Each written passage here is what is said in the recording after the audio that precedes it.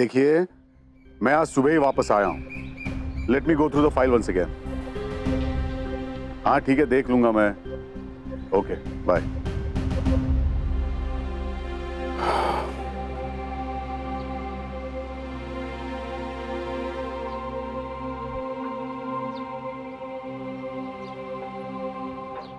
क्या बात है, कुछ परेशान लग रहे हैं आप?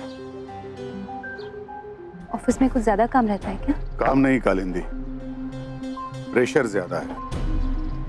निरंजन साहब के प्लॉट को लेकर चिंतित हूँ।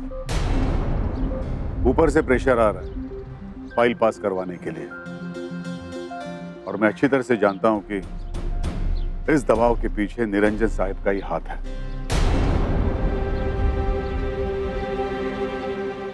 कालिंदी, मेरी बात छोड़ो, तुम क्यों परेशान लग रही हो?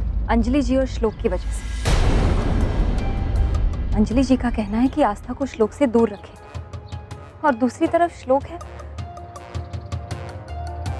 कल रात को श्लोक घर आया था ऑफिस का कुछ काम लेकर।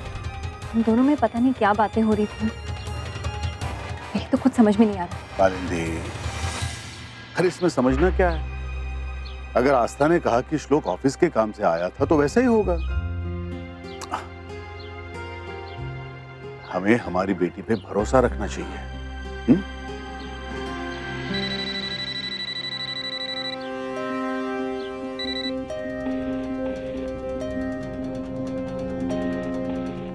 साहिब, उन लोगों को बुलाना वाकई इतना जरूरी है?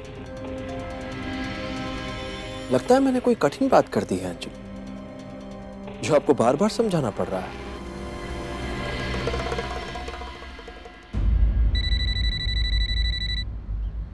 हेलो, नमस्कार, मिसेस अग्निहोत्री बोल रही हूँ। नमस्ते अंजलि जी। फिक्र मत कीजिए, मैंने शिकायत करने के लिए फोन नहीं किया है। मैं आपको और आपके परिवार को निमंत्रित करना चाहती हूँ। हमारे घर में पूजा है। अंजलि जी, आपने सोचा कि हम आपके घर की पूजा में शामिल हो, यही बहुत बड़ी बात है हमारे लिए। लेकिन माफ कीजिएगा, हम नहीं आ पाएंगे। वो एक्चुअली कुछ और काम आ गया है। तो देखिए, पूजा है, इसलिए उम्मीद करती हूँ कि आप जरूर आएंगे। ये मेरा निवेदन है कि आप और आपका परिवार हमारी पूजा में शामिल हो। लेकिन अंजलि जी, कोई लेकिन नहीं, भगवान का काम है, आप मना नहीं कर सकती। साहिब हमसे बहुत नाराज हो जाएंगे अगर आप नहीं आए तो। तो आप और आपका परिवार आ रहे हैं ना? ठीक है अंजलि जी, आप इतना कह रही हैं इसलिए हम लोग जरूर आएंगे। शुक्रिया। नमस्कार। वो लोग आ रहे हैं।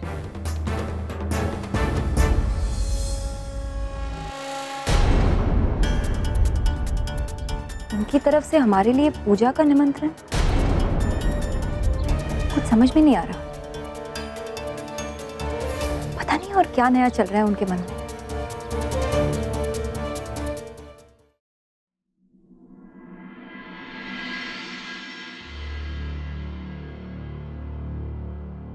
Excuse me, Mrs Anjali Agnihotri. सिर्फ मिसेस अग्निहोत्री। और क्या बात है? पूजा के लिए इनवाइट किए बस कुछ ही वक्त हुआ है और तुम आ भी गई। चलो अब आ गई हो तो आओ, बैठो।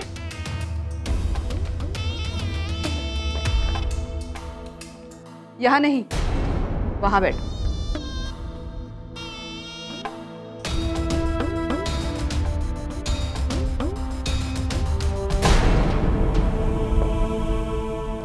सोजल,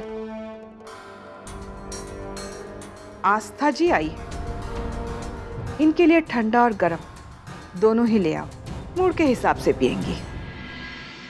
मैम, ईवी और न्यूज़पेपर इंटरव्यूज के लिए मुझे कुछ सवाल पूछने थे आपसे। हाँ हाँ, पूछो। इसकी कोई जरूरत नहीं है, बंद कर दो इसे, क्योंकि आज मेरे सारे जवाब तुम्हें जिंदगी भर मुंह ज़बानी याद हो जाएंगे।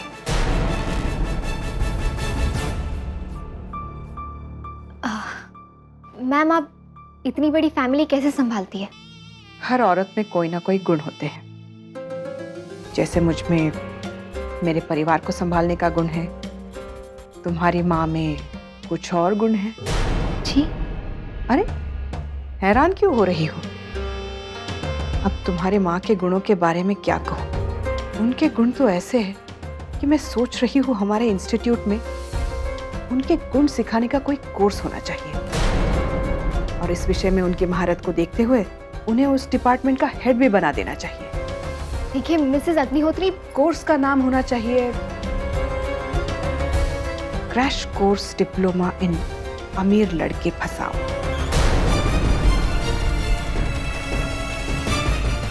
ये क्या कह रही हैं आप? कुछ गलत कह दिया मैंने?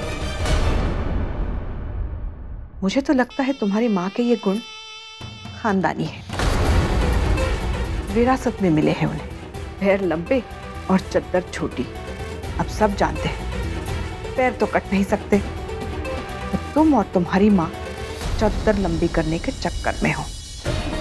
मैं चुप हूँ इसका मतलब ये नहीं कि आपके मन में जो है बोलती जाए।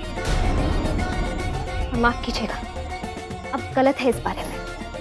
हमारे घर के संस्कार ना तो ऐसे हैं और ना ही हमारी फितरत। गुस्से से तुम्हारे कानों से धुआं निकल रहा है।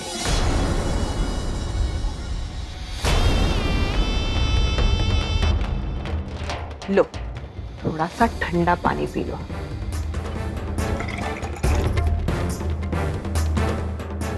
लो मुझे नहीं पीना।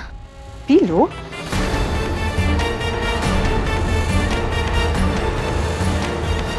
क्या कर रही हैं आप?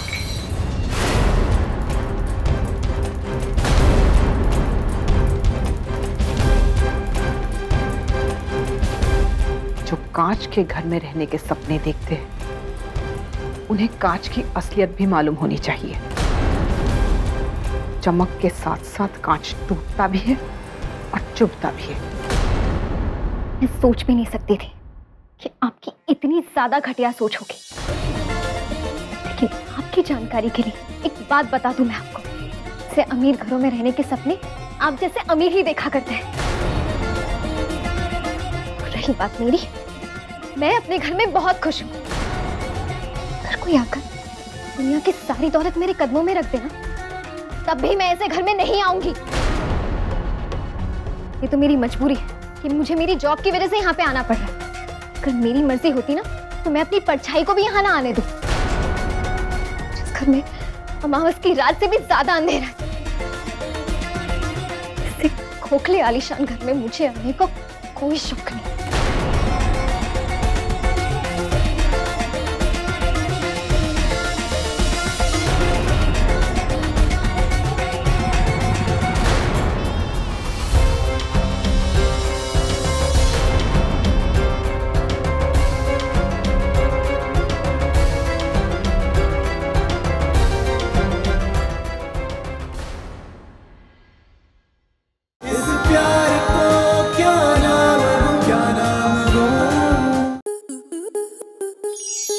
आपके मनोरंजन पर अब नहीं लगेगा कोई ब्रेक। स्टार प्लस के बेहतरीन शोज देखने के लिए लाइक, शेयर और सब्सक्राइब करें स्टार प्लस यूट्यूब पेज को।